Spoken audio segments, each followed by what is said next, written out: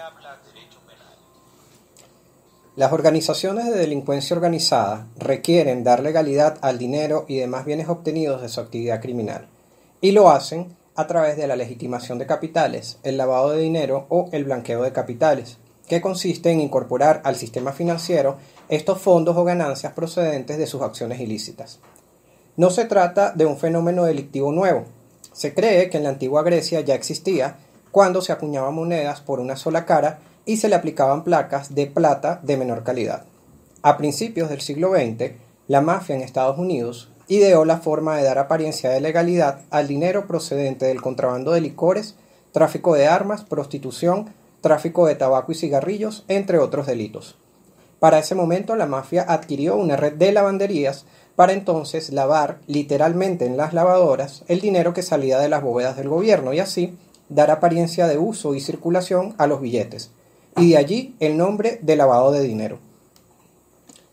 El primer tratado internacional en hablar de este delito fue la Convención de las Naciones Unidas contra el tráfico ilícito de sustancias estupefacientes y psicotrópicas del año 1988, en el cual se exige a los gobiernos tomar medidas para evitar el lavado de dinero y bienes procedentes del narcotráfico. En noviembre de 1990, en el marco del Consejo de Europa sobre blanqueo, identificación, embargo y decomiso de productos derivados de actos delictivos, se promulga el Convenio de Estrasburgo, y a partir de este momento ya no se asocia el delito de blanqueo de capitales únicamente con el narcotráfico, sino que pasa a ser un tipo penal autónomo. También la Convención de Palermo de las Naciones Unidas en el año 2000 incluye los delitos cometidos por la delincuencia organizada en materia de legitimación de capitales. Los delitos de la delincuencia organizada van generando e incrementando inseguridad y temor a otros gobiernos para realizar inversiones en el país. Estos delitos generan una gran cantidad de dinero circulante que requiere ser legitimado, y es allí cuando ingresa a las diferentes instituciones que son afectadas de manera directa por el lavado de dinero. Los efectos son de alcance mundial. Quienes legitiman capitales se aprovechan de países con sistemas jurídicos y gobiernos deficientes o ineficaces, transfieren sus fondos a estos países y ello perjudica la inversión extranjera directa en estas regiones. Walid Maklet es un empresario venezolano con descendencia siria. Fue dueño de Aeropostal, que le fue vendida por el gobierno venezolano en 2008. Dueño también de una empresa aduanera y de transporte que obtuvo concesión del puerto de Puerto Cabello, ubicado en el estado Carabobo, en Venezuela. En entrevistas, reconoció haber obtenido la concesión gracias a sobornos realizados a Luis Felipe Acosta Carles, exgobernador chavista en el estado Carabobo. Maklet fue capturado en Colombia a principios de 2011, extraditado a Venezuela por estar implicado en casos de narcotráfico y lavado de dinero. Estaba considerado como uno de los 5 narcotraficantes más buscados en el mundo. En entrevista a la cadena Univisión, aseguró haber amasado una fortuna superior a los $1.200 millones gracias a negocios con miembros de la Fuerza Armada y funcionarios del gobierno venezolano. Ya de por sí es un grave problema que organizaciones de delincuencia organizada legitimen capitales en un país, pero es peor aún cuando existen serias sospechas que incluso han traído como consecuencia sanciones y bloqueos de que la organización criminal que legitima se trata nada más y nada menos que el gobierno de un país. Acabamos de escuchar a los Rolling Stones con el tema Simpatía por el Diablo del año 1968. Mi nombre es Jonathan Mustiola y esto es Aquí se habla de Derecho Penal. En la próxima hora abordaré distintos temas de actualidad analizados desde la óptica de un penalista y defensor de los derechos humanos. Esta nueva emisión se está grabando el 15 de noviembre de 2019 en los estudios de Humano Derecho Radio Estación, ubicados en la ciudad de Caracas, Venezuela. Grabamos también en formato podcast bajo la plataforma Spreaker. La versión streaming de este programa se transmite a las 8 de la noche los miércoles y los sábados vía web a través de www.humanoderecho.com. Si no pudiste escucharnos el miércoles o el sábado o quieres escuchar de nuevo este u otro programa, los audios y los podcasts estarán colgados en mis canales de YouTube, de SoundCloud, Spreaker y Anchor. También en el canal de YouTube de Humano Derecho Radio. Colaborando en los controles, Héctor Meneses. Vamos con música, vamos a escuchar a los Hombres G con Devuélveme a mi chica del año 1985. La legitimación de capitales, lavado de dinero o blanqueo de capitales. Acá en Venezuela, las leyes venezolanas lo denominan legitimación de capitales. Esto es un tema bastante complejo, es un delito que es complejo desde su estructura, y también a nivel probatorio resulta un delito bastante complejo, difícil de demostrar. Ello pues partiendo del hecho de que no es un delito que es cometido por delincuentes comunes, y tampoco son comunes los delitos de donde se reciben las ganancias que luego se pretenden legitimar, que son, lo llaman los delitos determinantes. ¿Ok? Acá no vamos a hablar de un simple hurto, de un simple arrebatón de un teléfono celular. Acá hablamos de delitos como, por ejemplo, fraudes electrónicos, bandas dedicadas al secuestro, robo de vehículos grandes, de gandolas, de camiones cargados con combustible, por ejemplo, tráfico de drogas, o por ejemplo contrabando de minerales estratégicos. Todos estos delitos, por supuesto, tienen la característica de que son cometidos por grupos de delincuencia organizada, y estos grupos de delincuencia organizada, por supuesto, luego van a necesitar legitimar las ganancias que han obtenido de estos delitos. Acá no hablamos de un delincuente que roba porque tiene hambre o porque no tiene empleo.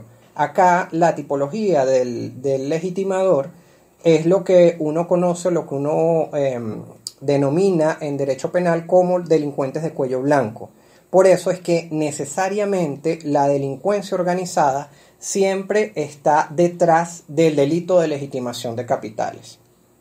No ha sido la lucha para combatir estos delitos, no ha sido poca, especialmente para la Organización de Naciones Unidas, justamente pues para combatir este flagelo que, como ven, pues viene dado de la Comisión de Delitos de Grupos de Delincuencia Organizada, delitos sumamente complejos también y muy graves, que, como lo indiqué en el editorial, la legitimación de capitales primariamente ahuyenta a los inversores extranjeros. ¿Por qué? Bueno, porque en un país que arropa la delincuencia organizada simplemente no es atractivo para invertir, pues no hay seguridad jurídica. La cosa, por supuesto, que se agrava más cuando resulta que quien legitima o quien tiene la organización de crimen, el grupo de crimen organizado, que luego, por supuesto, va a necesitar legitimar sus ganancias, es el mismo gobierno de un país. Entonces, en el programa de hoy, primeramente, vamos a hacer referencia a todos los instrumentos internacionales que existen en esta materia, tanto en el ámbito público como en el ámbito privado, también, sobre todo en el área bancaria. Esto nos va a ayudar a entender un poco las características de esta tipología, de este delito, que, como les digo, es bastante compleja. Haremos referencia, por supuesto, a algunos casos de lavado de dinero, de legitimación de capitales que han sucedido fuera de nuestras fronteras, y también vamos a hacer referencia hoy, por lo menos, a un caso doméstico, un caso de acá de Venezuela, y así pues continuar en el próximo programa con este mismo tema, pero ya sobre casos netamente venezolanos y temas más actuales de los que vamos a hablar el día de hoy, el programa de hoy. Vamos con música, vamos a escuchar a Blondie con el tema Heart of Glass del año 1977. Ok, vamos a hablar entonces de algunos casos de lavado de dinero, de legitimación de capitales. En el año 2014, la hija menor del rey Juan Carlos de España, la infanta Cristina de Borbón, fue interrogada por delitos de fraude fiscal y blanqueo de dinero relacionados con una causa penal que se le seguía a su marido, Iñaki Urdangarín.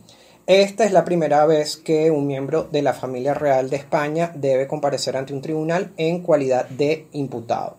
El juez, a cargo de tomarle la declaración, dijo en la resolución judicial, que encontró indicios para citarla. ¿Por qué?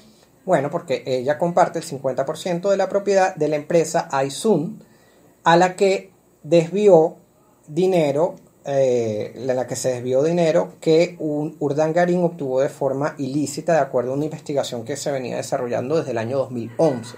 Durante la declaración, la infanta, las respuestas a la declaración fueron mayormente, pues no sé, no recuerdo, no me consta, negaba cualquier participación en los negocios del esposo, sobre quien repetía que pues ella confiaba en lo que hacía su marido. La infanta negó siempre ante el juez de instrucción de Palma de Mallorca tener conocimiento de los negocios del esposo en el Instituto NOS, que es un instituto es una organización sin fines de lucro, y la sociedad Aizón, a pesar de que ella era la copropietaria del 50% junto con su esposo, con Urdangarín.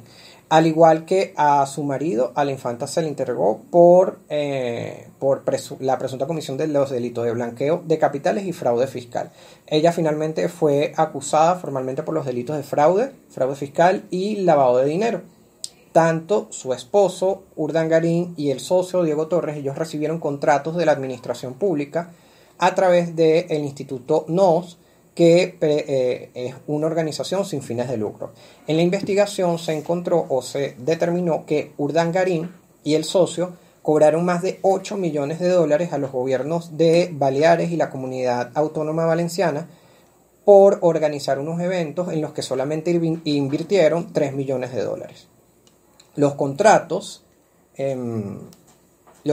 fueron recibidos pues a través del Instituto NOS, que es, como les digo, una organización sin fines de lucro, pero estos eran desviados, este dinero público era desviado hacia las empresas privadas propiedad de Urdangarín y de Torres.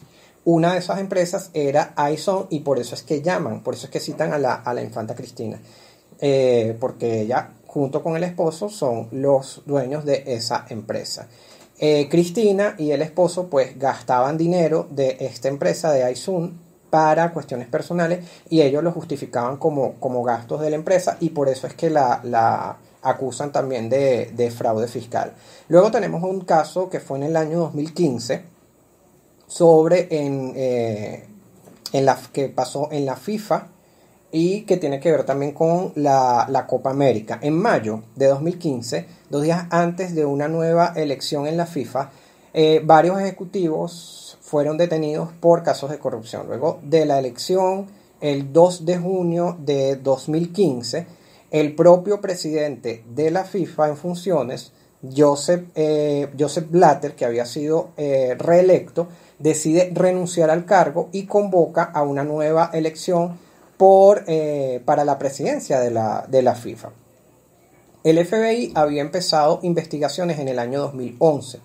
Ellos estaban investigando casos desde 1991 hasta la fecha, hasta el año 2011. La primera investigación fue iniciada por una fiscalía en Nueva York por el supuesto pago de sobornos por más de 100 millones de dólares a directores de la FIFA, a cambio de que ciertas firmas recibieran los derechos de transmisión, de publicidad y de auspicio de torneos que se celebraran en los Estados Unidos, en América Latina, en el Caribe, aunque las investigaciones arrojaron que hay actos de corrupción de este mismo índole desde hace más de 24 años.